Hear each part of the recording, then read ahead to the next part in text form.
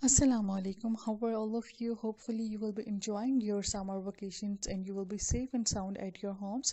Today, we are going to learn about new tense. This is present indefinite tense. This is the first tense that we are going to learn, and today we will know about its structure, its usage, and its examples. So, now I'm going to tell you about the definition of this tense. That present indefinite tense refers to an action or work that is done in the present or current time. And for an indefinite time, we don't know when it will stop. So, in present indefinite tense, all those actions are included that are done in present time, that are done in current time, and we don't know when these actions are going to be stopped, like all those actions that we used to do on daily basis, like he eats food, he goes to pray. So these actions are those actions which we used to do on daily basis. So these actions are counted in present indefinite tense. Now I'm going to tell you that how we compose this tense. In this tense we use the first form of verb. Okay, what do? We use first form of verb. This is how we identify this tense. So students, do you know that what is verb? Verb is basically an action word. All those actions which represents an action, like walk, run, laugh, crawl, cry, push, pull, listen, sing, read, stand up, sit down, think, smile, dance, cook, eat, do exercise, and watch. So these all are action words. Action words are called verbs. So in this tense, we use first form of verb. This is the main identification of this tense. And then what do? We add s or es with some subjects. And what are those subjects? He, she, it, and any singular noun. If it is singular noun behind verb, then we add s or es with form of verb, like he eats food, he eats bananas, he goes to pray, he goes to school. So what we used to do, we add s or es with verb. Eat is verb, we add s or es. Here is an example. If subject is third person, he, she, it, we don't include they, we only add he, she, it, or any singular subject like he or she or it. We add s or es, like he eats food, she eats food, and it eats food.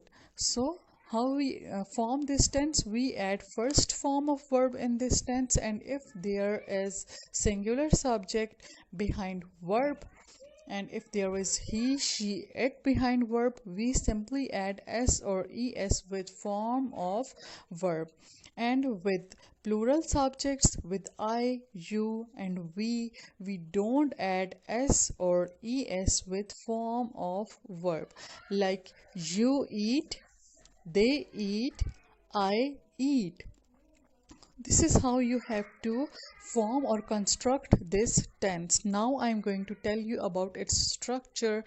First form of verb plus es is added in this tense.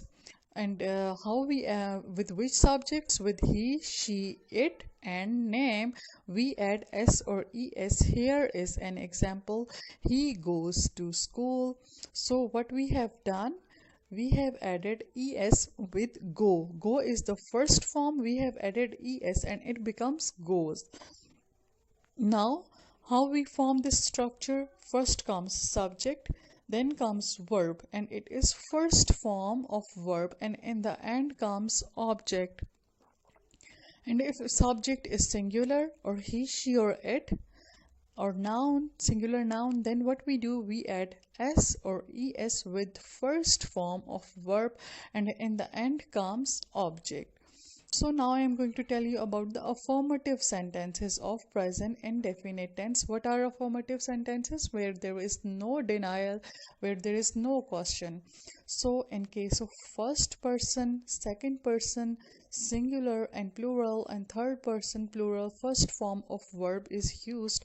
This is what I have told you, that we use first form of verb in this tense. And in case of third person or singular person, we add s or es with verb. I have already told you, I'm going to revise it again, that we add s or es with those verbs when subject is singular or when subject is third person like he, she, or it. Now I'm going to tell you about the negative structure, that in case of first person, second person, singular and plural, third person plural, do not or first form of verb is used.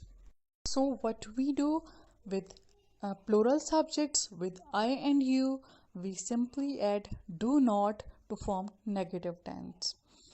And if there is third person as subject, and if the subject is singular, we add does not to form the negative of present indefinite tense. So we simply use do not and does not in this tense to form negative sentences of present indefinite tense. So do and does are helping verbs of present indefinite tense. Now I am going to tell you that how we form the interrogative structure.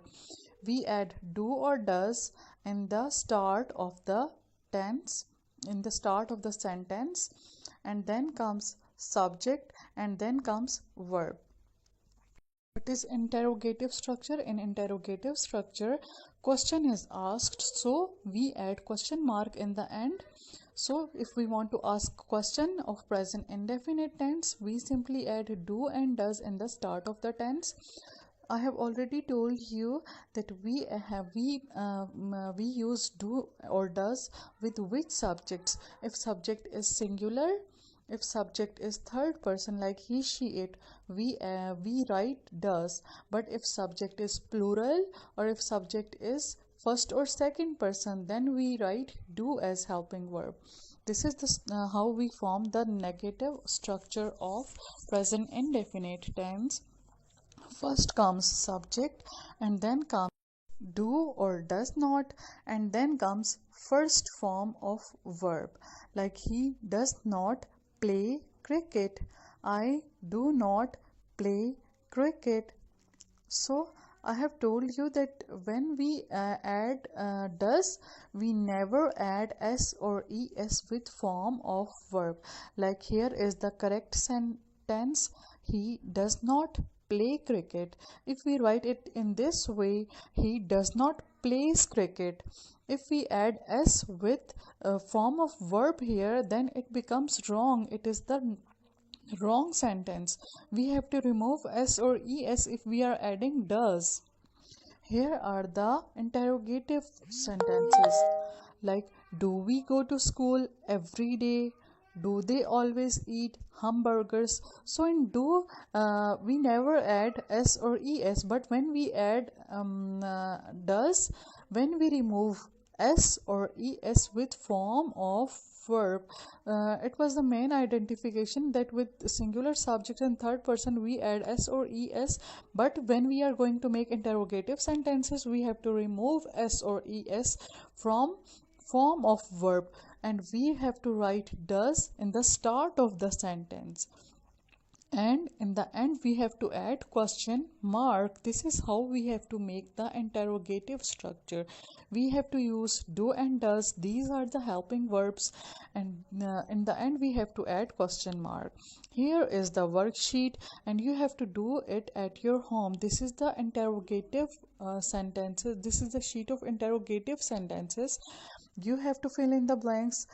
These sentences you have to fill it at your home. This is the worksheet of do or does not. This is the worksheet of interrogative sentences of present indefinite tense, in which we use do or does for interrogative structure. If you have any kind of difficulty, you can ask me. I'm here to tell you. Hopefully you have understand it and you have got it. If you have any idea, you can question or problem, you can ask me. Thank you so much.